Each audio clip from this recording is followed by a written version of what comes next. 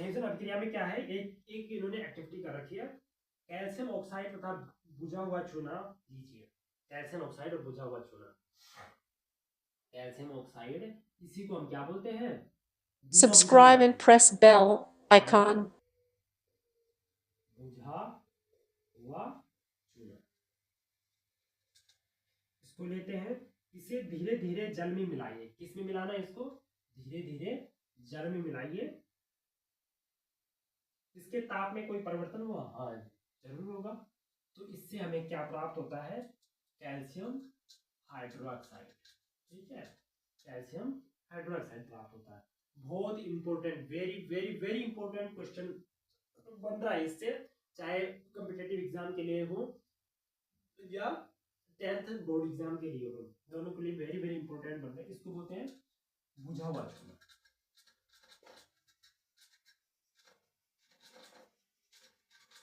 ये क्या हुआ, चूना पत्थर होता है, इसको बिना बुझा हुआ चूना भी बोलते हैं।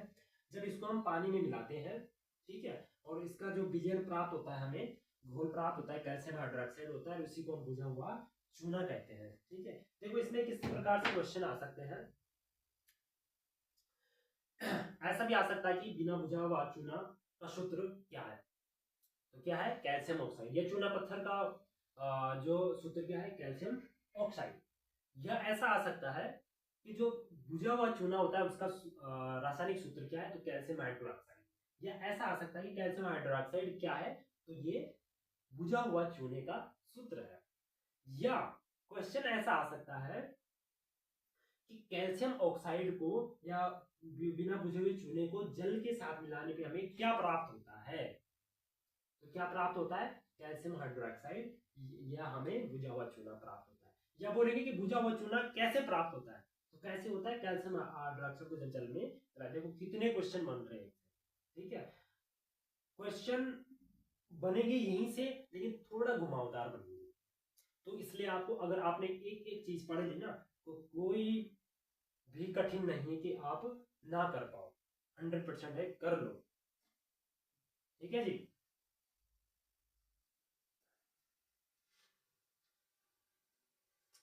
अब कौन सी क्रिया पढ़ रहे थे हम, संयोजन अभिक्रिया। अब देखो संयोजन अभिक्रिया में आप लोगों ने कुछ देखा, इस अभिक्रिया में क्या, कैल्शियम ऑक्साइड और जल मिलकर एकल उत्पाद का निर्माण कर रहे हैं। तो संयोजन अभिक्रिया में, संयोजन मतलब मिलना, संयोजन मतलब मिलना, कनेक्ट होना।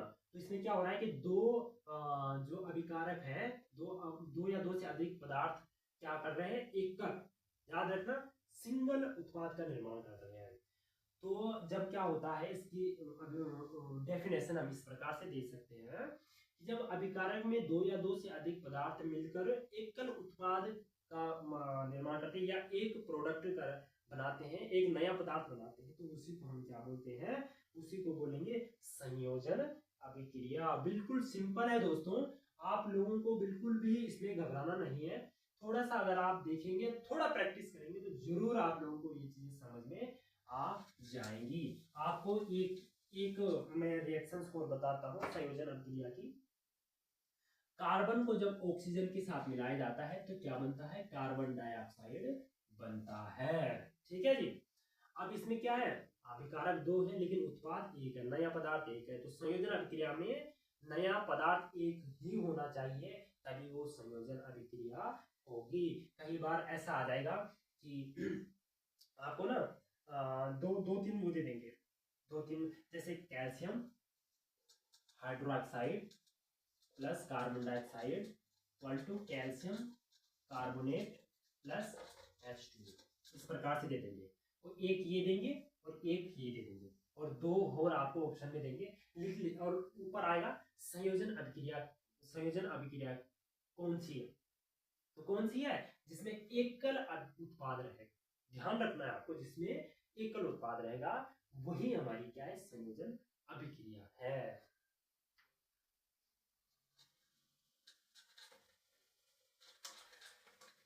उदाहरण के साथ मैं आपको पढ़ा रहा हूं ताकि आपको और अच्छे से समझ में आ जाए। ठीक है, अब देखो एक और वेरी वेरी इंपॉर्टेंट मैं आपको बता रहा हूं, यही वाली रिएक्शंस, CaOH का और ट्वाइस कैल्शियम हाइड्रोक्साइड जब वायुमंडल में उपस्थित कार्बन डाइऑक्साइड से रिएक्शंस करता है तो कैल्शियम कार्बोनेट का निर्माण होता है और क्या बनता है, जल उड़ जाता है, वाष्प के रूप में उड़ जाता है। अब देखो, आपको याद है ये किसका सूत्र है, कैल्शियम हाइड्रोक्साइड, बुझे हुए चूने का सूत्र है। बुझा हुआ चूना मतलब चूने के पत्थर को जब जल में डाला था तो बुझा हुआ चूना हमें प्राप्त हुआ था। अब देखो, हम जो चूना घर में करते हैं ना, तो उसको सबसे पहले डुबोया जाता है, जल में डुबोया जाता है, उसका घोल बनाया जाता है, तो वही जो घोल है ना, वही है कैल्शियम हाइड्रोक्साइड, उसको बोलते हैं बुझा हुआ चूना। ठीक है। अब देखो, जब हम दीवार पे पोतते हैं उसको, तो वायुमंडल में उपस्थित जो कार्बन डाइऑक्साइड होती है, तो उससे रिएक्शंस करके तो क्या होता है, कैल्शियम कार्बोनेट बन जाता है। कैल्शियम कार्बोनेट एक परत बन जाती है ना वो, और यही जो परत है ना, ये चमकदार चमकती है, और जो उसमें जल होता है वो उड़ जाता है। ठीक है। तो देखो, ये क्वेश्चन इस प्रकार से भी आ सकता है कि सफेदी करने के बाद दीवार चमकती है, तो उसका जो चमकती है तो वो किस कौन सा पदार्थ होता है, कौन सा यौगिक होता है जिससे वो चमकता है, तो वो होता है कैल्शियम कार्बोनेट होता है। अगर वो बोलेंगे कि अगर चूना पत्थर को जल में भिगोकर कौन सा विलयन प्राप्त होता है, तो कैल्शियम हाइड्रोक्साइड प्राप्त होता है, इसको बोलते हैं कैल्शियम कार्बोनेट। ठीक है। लास्ट में यही परत बचती है, जल उड़ जाता है, इसी के कारण हमारी दीवार क्या होती है, चमकती है, चमकदार बनती है। ठीक है। तो ये बहुत वेरी वेरी इंपॉर्टेंट क्वेश्चन है, इसको आपको ध्यान रखना है। कैल्शियम कार्बोनेट कैसे बनता है, जब हम कैल्शियम हाइड्रोक्साइड या बुझे हुए चूना जब वायुमंडल में उपस्थित कार्बन डाइऑक्साइड से रिएक्शंस करेगा तो हमारा कैल्शियम कार्बोनेट बनेगा। ठीक है जी। इसको मैं थोड़ा पढ़ भी लेता हूँ। ऊपर की अभिक्रिया में निर्मित बुझे हुए चूने के विलयन का उपयोग दीवारों की सफेदी करने के लिए किया जाता है। तो दीवारों की सफेदी करने के लिए किसका यूज किया जाता है, तो बुझे हुए चूने का यूज किया जाता है, कैल्शियम हाइड्रोक्साइड का यूज किया जाता है। देखो, बहुत वेरी वेरी इंपॉर्टेंट क्वेश्चन आ रहे हैं दोस्तों, आप लोगों को सबको नोट करना है। ठीक है। कैल्शियम हाइड्रोक्साइड वायु में उपस्थित कार्बन डाइऑक्साइड के साथ धीमी गति से अभिक्रिया, जैसे जो मैंने आपको बताया था, कार्बन डाइऑक्साइड के साथ रिएक्शंस करके धीमी गति से जो कैल्शियम कार्बोनेट की एक पतली परत बना लेता है, वही परत बन जाती है, जो सूख जाती है ना, वही पतली परत बन जाती है। सफेदी करने के 2-3 दिन बाद कैल्शियम कार्बोनेट का निर्माण होता है, तो इसका निर्माण हो जाता है, पतली परत बन जाती है, और जो जिसमें जल होता है वो उड़ जाता है। ठीक है जी। अब देखो वही चीज, अब तीसरा एग्जाम्पल, ये संयोजन अभिक्रिया का एग्जाम्पल नहीं था। ठीक है जी। ये मैंने आपको ऐसे ही समझाने के लिए किया है, ताकि क्योंकि इंपॉर्टेंट क्वेश्चन है इसलिए समझाने के लिए किया है। संयोजन अभिक्रिया के 2 एग्जाम्पल मैं आपको बता चुका हूँ। तीसरा एग्जाम्पल है जब क्या होता है, हाइड्रोजन ऑक्सीजन के साथ रिएक्शन करता है, ठीक है, तो हमें क्या प्राप्त होता है, जल प्राप्त होता है, जल प्राप्त होता है। इसमें भी देखो 2 अभिकारक है और एकल उत्पाद है। ठीक है। तो ये भी एक संयोजन अभिक्रिया का उदाहरण है।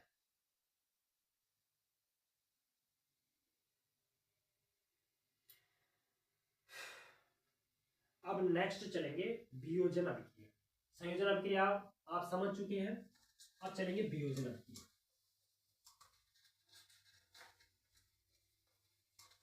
वियोजन या इसको क्या बोलते हैं, अपघटन।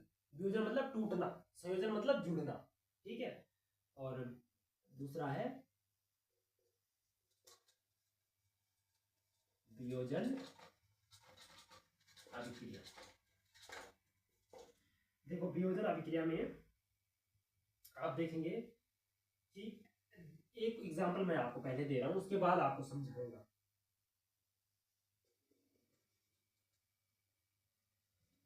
फेरस सल्फेट जो है, फेरस सल्फेट को जब हम उष्मा देते हैं, फेरस सल्फेट को जब हम उष्मा देते हैं,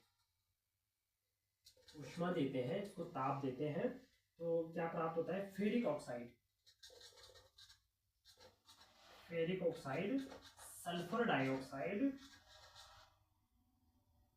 सल्फर ट्राइऑक्साइड, ये प्राप्त होते हैं। देखो, जो हमारा फेरस सल्फेट को जब हम उष्मा देते हैं तो ये इसमें क्या होता है, फेरस ऑक्साइड, सल्फर डाइऑक्साइड और सल्फर ट्राई ऑक्साइड बनता है। अब देखो, उल्टा हो रहा है। अभी तक हमारे पास जो अभिकारक थे ना, वो 2 या 2 से अधिक थे। अब अभिकारक 1 है और उत्पाद 2 या 2 से अधिक है, ठीक है नहीं। तो वियोजन अभिक्रिया या अपघटन अभिक्रिया वे अभिक्रियाएं होती है जिनमें एकल अभिकारक से जो नए पदार्थ बनते हैं, उत्पाद बनते हैं, 2 या 2 से अधिक होते हैं, उसको हम क्या बोलते हैं, वियोजन अभिक्रिया या अपघटन अभिक्रिया कहते हैं। आप देख सकते हैं कि इस अभिक्रिया में एकल अभिकर्मक टूटकर छोटे छोटे उत्पाद प्रदान कर रहा है। एकल अभिकर्मक या अभिकारक टूटकर छोटे छोटे उत्पाद में चेंज हो रहा है।